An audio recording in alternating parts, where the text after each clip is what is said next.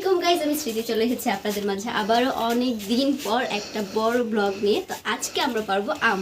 চলেন তাহলে আমাদের আম পাড়ার মুহূর্তটা আপনাদের সাথে শেয়ার করি।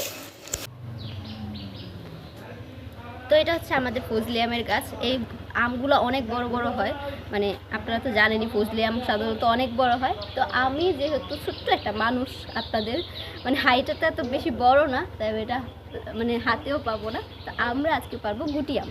চলেন।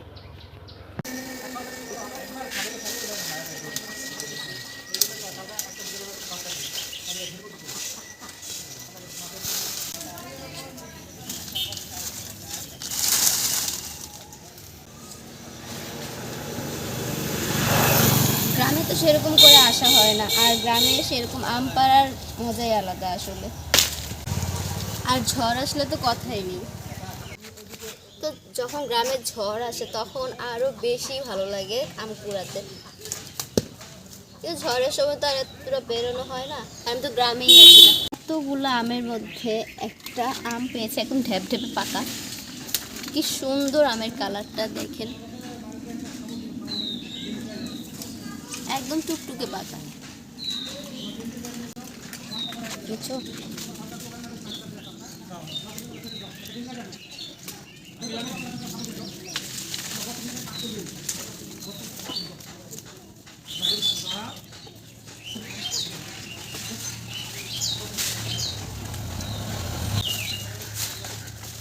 ভীষণ মিষ্টি।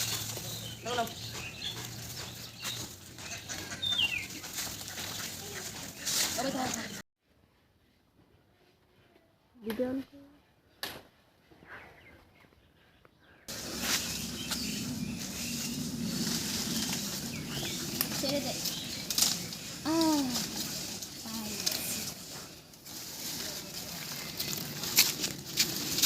আমাদের গাছের পাকা পাকা আম পেড়ে নিলাম এক ছোপা। তো আমাদের গাছে 2 থোকা আম পেড়ে নিলাম, যে দেখতেই পাচ্ছেন।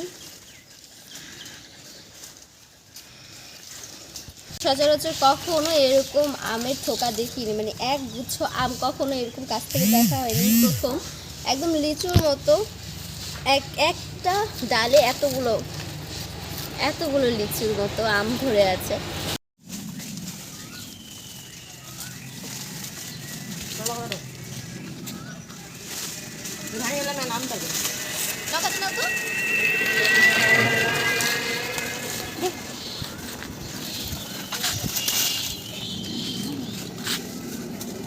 কতগুলো পাকা পাকা আম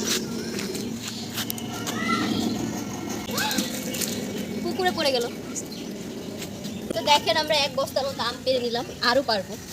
গাইস দেখেন আমরা কত বড় একটা আম পেয়েছি, বাট এটা না পরে ফেটে গেছে।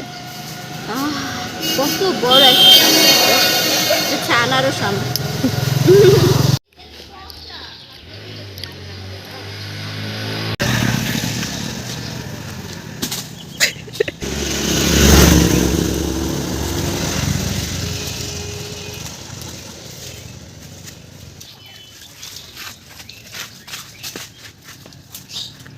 আমি ইনপুটে দেওয়া হয়েছি।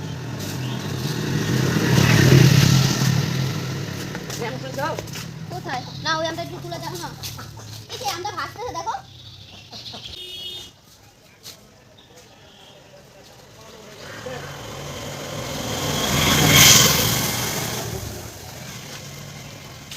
তোমার জন্য এটা পাকা আম। তো আজকে আমাদের আম পাড়ার সেশন শেষ। অনেকগুলো আম পাড়ছি, কাঁচা পাকা সব মিলিয়ে পাড়া হয়েছে, যেন রেখে রেখে খাওয়া হয়। তো আজকে আমাদের ভিডিও এই পর্যন্তই। সবাই ভালো থাকবেন, সুস্থ থাকবেন। আল্লাহ হাফেজ।